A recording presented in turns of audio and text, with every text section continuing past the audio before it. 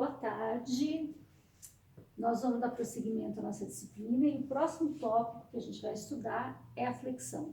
O que é a flexão? A flexão é a deformação que a estrutura sofre sob a ação de um momento fletor, que até então a gente não tinha estudado. A gente estudou os momentos torsores, né, aqueles que torcem o elemento.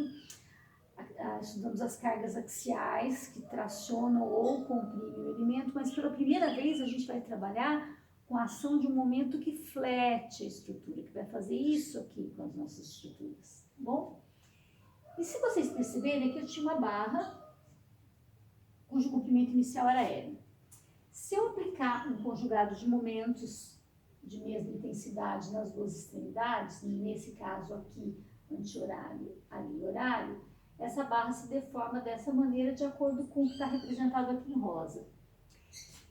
E se vocês perceberem bem, se essa barra tinha um comprimento inicial L, dá para a gente perceber que aqui embaixo essa barra está sendo esticada. É como se acontecesse isso aqui. É como se você alongasse essa fibra de baixo. Se nós medirmos a distância desse ponto até aqui, vocês vão perceber que vocês não têm mais o mesmo comprimento L, vocês vão ter um comprimento menor do que L. A mesma coisa, se eu medir essa fibra superior aqui, vocês não vão ter o valor de L mais, vocês vão ter um valor menor do que L. Então, maior do que L aqui para a fibra de baixo, menor do que L para a fibra de cima.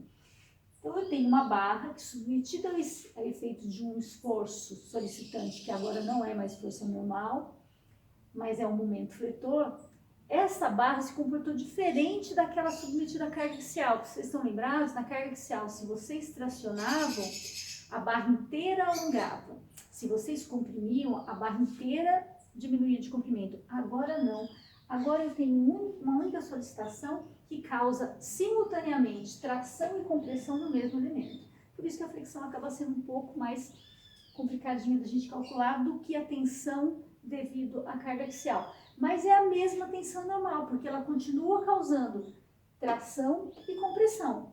Então, aquele sigma que a gente usava, sigma força sobre área, é o mesmo sigma aqui, só que agora não é mais uma força que está atuando, agora é um momento fletor que atua na estrutura. Então, aqui eu fiz uma representação. Então, eu comecei dizendo, né, para determinar a equação que relaciona a distribuição das tensões com o momento fletor, porque a gente tinha as tensões em função da carga axial, agora em relação ao momento fletor. Nós assumiremos que o material tem um comportamento elástico, então vamos continuar trabalhando até onde vale a lei de Hooke, que é tensão sigma E. A variação da deformação vai ser consequência da variação de tensão que a gente tem.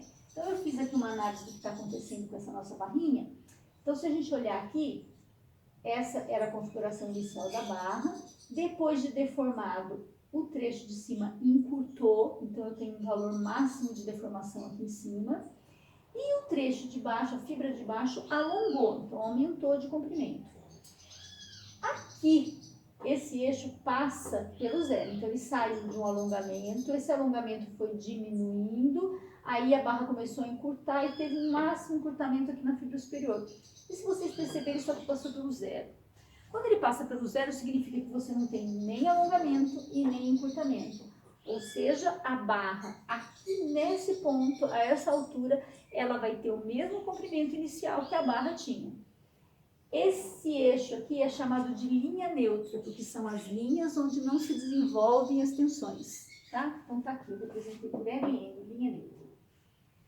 Aqui eu peguei um ponto a uma distância qualquer, medida a partir dessa linha neutra, eu chamei de Y, e esse C aqui é a distância da linha neutra até a fibra onde eu tenho a maior deformação, eu chamei de C essa distância.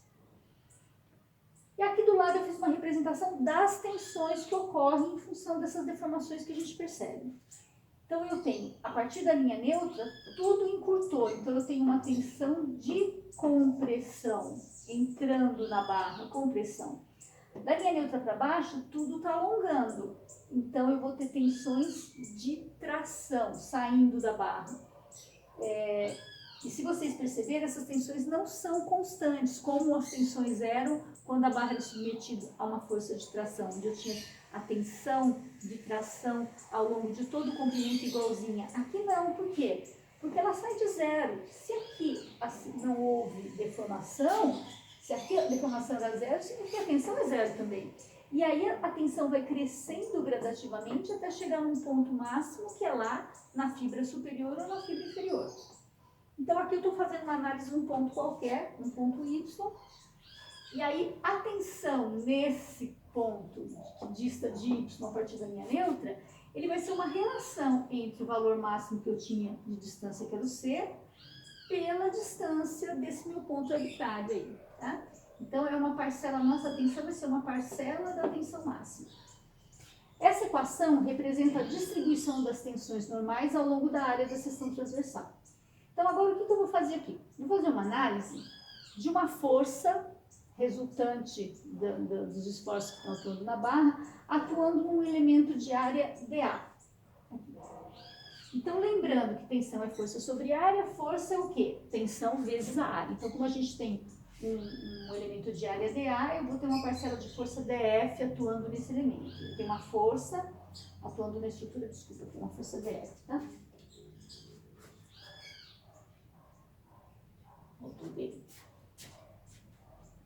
Então, substituindo a tensão que eu tinha aqui em cima por CY sigma máximo, então só que eu fiz aqui foi substituir o sigma por CY sigma máximo dA. A tensão máxima e o C são valores constantes, porque a distância até a linha neutra e o valor máximo de tensão, tiro fora da integral, aí eu vou ter que sigma máximo sobre C integral de Y dA.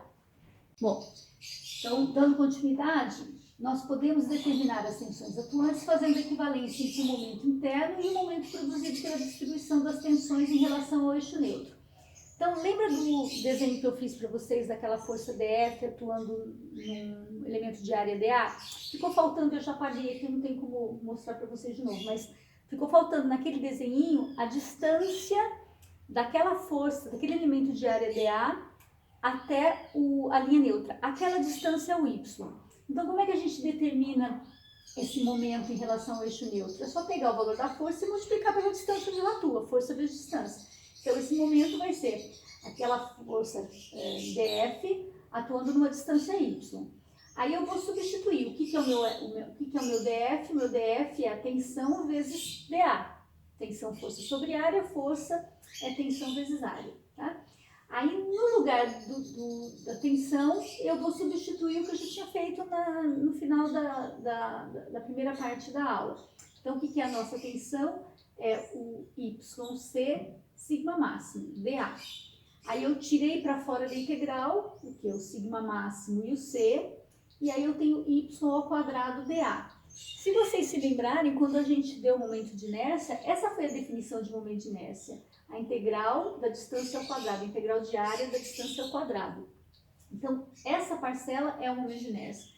Eu isolei o sigma, então o que eu tenho? Eu tenho que o momento vezes C dividido pelo I é a minha tensão máxima.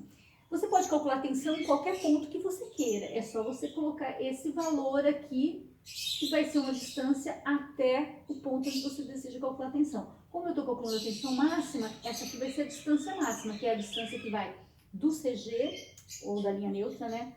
Em alguns casos a linha neutra coincide com o centro de gravidade, até o ponto onde a gente está calculando a tensão. As tensões máximas vão estar sempre nas fibras superior e inferior, então essa vai ser a minha distância C, medida sempre a partir da linha neutra. E se vocês fizerem uma analogia com aquela tensão normal que vocês aprenderam em resistência 1, força sobre área, vocês vão perceber que as duas formas se parecem muito. Eu tenho um esforço solicitante, aqui era a força, aqui vai ser o momento. Eu tenho uma grandeza geométrica, aqui é a área, aqui é o momento de inércia, e aparece essa distância que não aparecia nessa forma. Por quê? Porque aqui eu não precisava fornecer em que ponto eu queria calcular a tensão. Porque quando você traciona uma barra com uma carga axial, a deformação vai ser uniforme ao longo de toda a seção transversal. Todo mundo tem o mesmo alongamento, diferente do que acontece quando a barra é fletida, onde eu tenho, numa situação como essa, uma tração na fibra inferior, uma compressão na fibra superior. Essa compressão vai diminuindo em direção à linha neutra, aonde ela vai ser nula, e a partir da linha neutra ela vai aumentando até encontrar a máxima tração.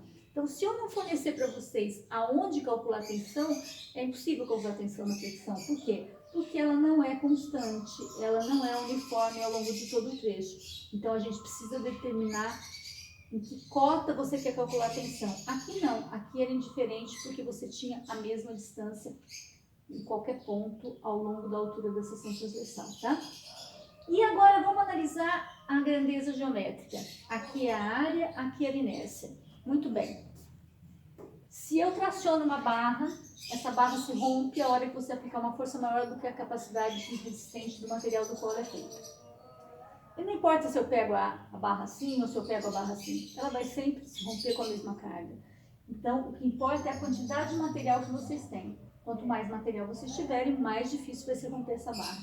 Agora, no caso da flexão, se eu tenho uma barra, por exemplo, essa régua disposta dessa maneira, se eu aplicar um momento fletor aqui na extremidade, eu deformo essa barra. Se em vez de pegar a régua dessa maneira, eu pegar ela de pé e aplicar esse mesmo momento fletor, eu não consigo fazer com que ela tenha a mesma deformação, ficou mais difícil. Ou seja, até dá para fazer, né? Mas eu preciso de um momento muito grande, um momento esse que a minha mão não consegue aplicar. Ao passo que aqui não, aqui era facinho, só uma forcinha assim, ó, eu já deformava ela facinho.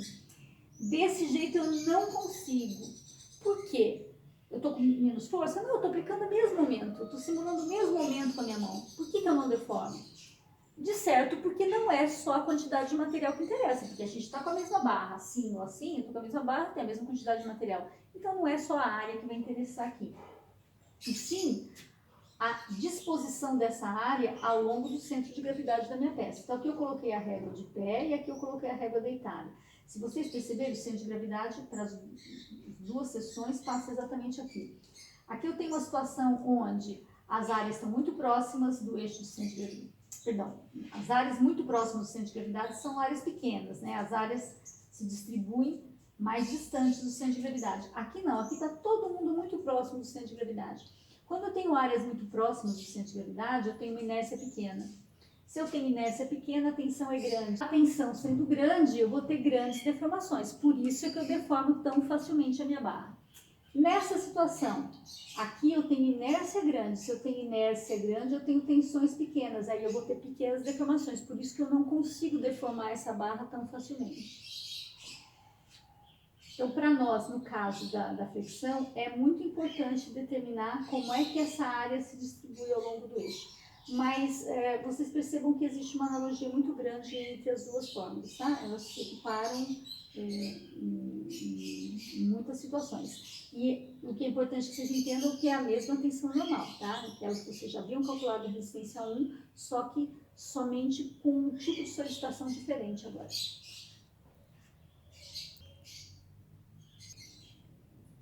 Bom, vamos para um exemplo aqui, ó.